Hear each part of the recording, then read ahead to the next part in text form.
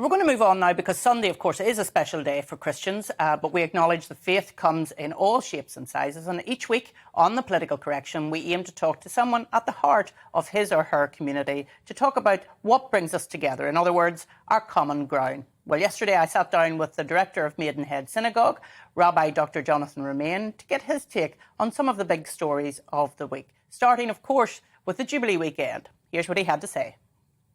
Like everybody else, I echo all the tributes. It's a very remarkable 70 years of service. But I feel, and this is where the mood music changes a little bit in what I'm about to say, I feel there's a really big difference between this and the 50th Jubilee. Because whereas that one still had a sense of what was to come, this one is now looking back. It's almost like a sort of living eulogy, and this is anticipating a sort of end of an era. And that, given the fact that the Queen, unfortunately, is increasingly frail, I mean, missing two of the things she would never normally miss, the Epsom Derby, the Thanksgiving service at St. Paul's, it sort of rather begs the question of whether she should keep going or actually abdicate. And the problem is, of course, that abdication is often associated with failure or disgrace, a bit like, I mean, the last one, of course, was Edward VIII, who, resigned, abdicated, so as he could marry Wallis Simpson. But it doesn't need to be that way. And I'm actually think it might be the better course for her for two reasons. Firstly, because it's natural to retire, and maybe we should allow that and give her that permission.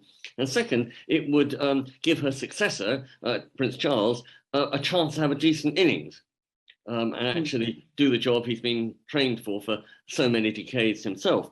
And I would say that rather than think of Edward VIII, we should in fact think of Benedict XVI, the previous Pope, who set a remarkable example, broke the mould, and rather than die in office, which all popes have done for centuries, he actually stepped back, he retired. And I'm sure you remember, at the time, it was like shock, horror, how could this possibly be? But with hindsight, it's been shown to be a very wise decision. And maybe the House of Windsor should consider the same thing. Although I think she has been very clear that she doesn't intend to abdicate, Jonathan, and indeed she always references back to her 21st birthday speech. You'll recall the speech of "My whole life, whether it be long or short, is dedicated to the service of the country," or I think it was empire at that time.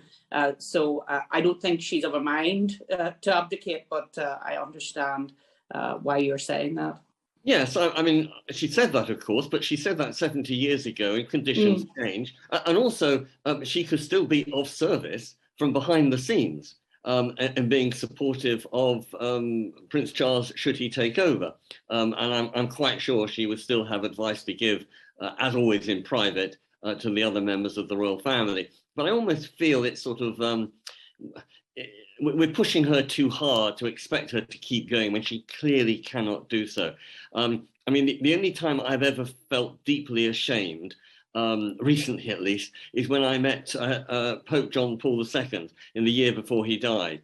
And I was looking forward to it enormously. But by then he was so ill and he was more or less being propped up in his chair.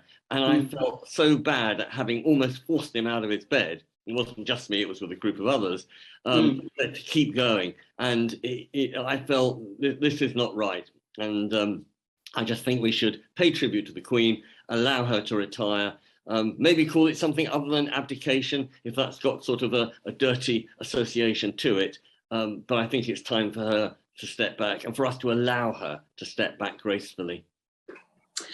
And your second issue that you want to talk about today, Jonathan, there's not much grace in the issue that you want to talk about, but I know it's something that we've been talking about for quite a while now, and that's Partygate.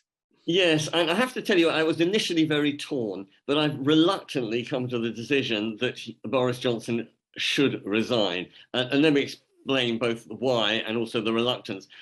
Firstly, I mean, it's very clear that he broke the rules, and he knew that. He knew he broke the rules. And then, of course, he compounded things by doing what is often the things that catch politicians out, which is not the original sin, but to cover up, and which has now been very clearly exposed in the Sue Grave report. But the other thing is it's really poisoning government. I mean, I don't know about you, but you see ministers going on air, going on the radio to defend him, and they are getting themselves in gymnastic contortions. It's cringeworthy to see them do that, and it's just so debasing. And you think, these are decent people. They know they are trying to justify the unjustifiable, and it's just horrible to see and to listen to.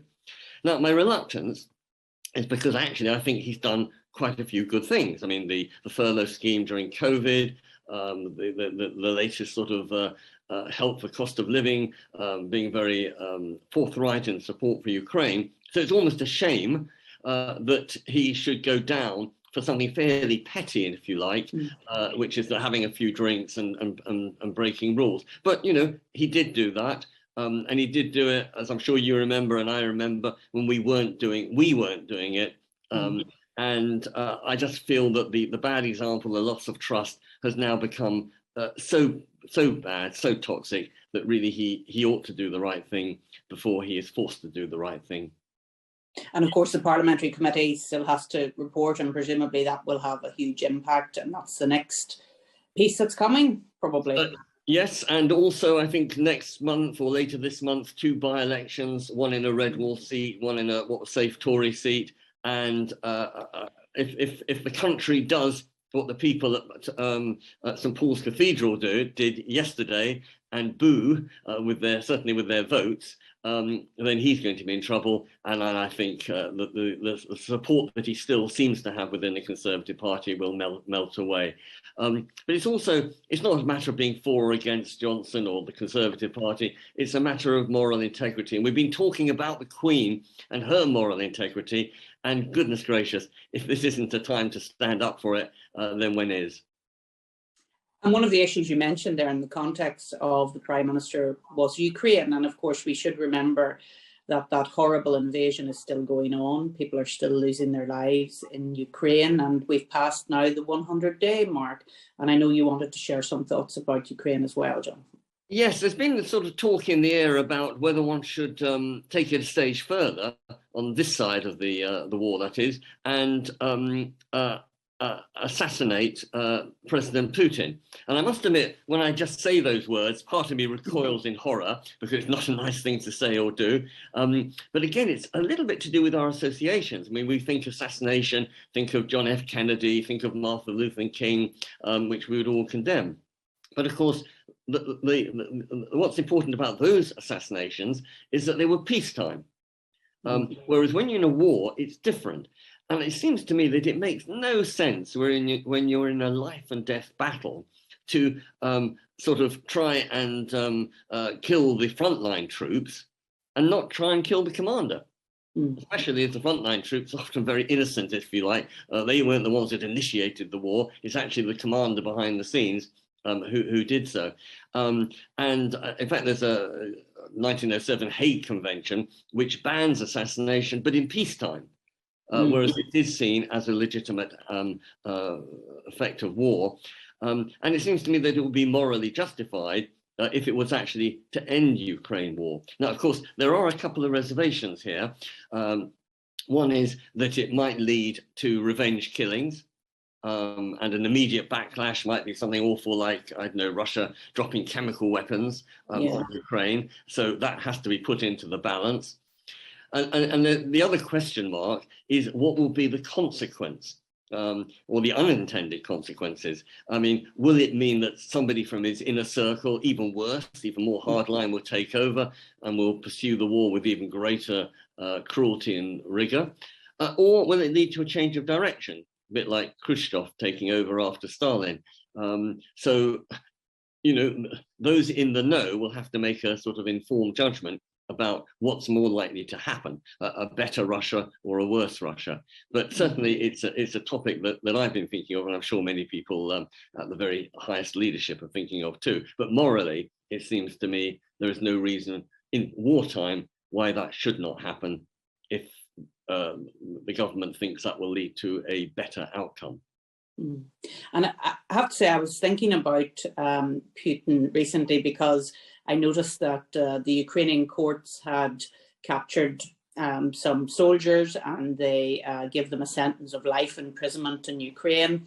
And when I looked at the pictures of those young soldiers, they looked so terribly young, probably didn't really know what they were doing, and then they're put in jail for the rest of their lives because they were obeying the orders of their commander, as you have pointed out. So yes, it's a very controversial issue, but it isn't the first time, of course, that leaders have been assassinated.